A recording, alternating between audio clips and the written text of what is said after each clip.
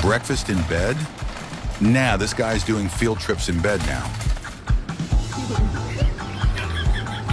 He didn't just build a bed.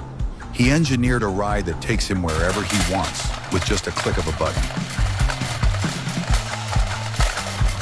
Why walk through life when you can roll through in bed?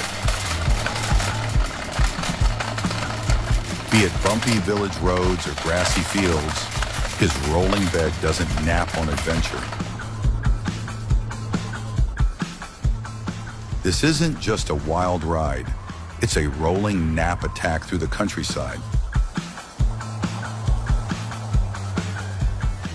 This is engineering at its quirkiest, where wheels, a mattress, and a wild imagination collide. So would you want your bed to take you on a ride too?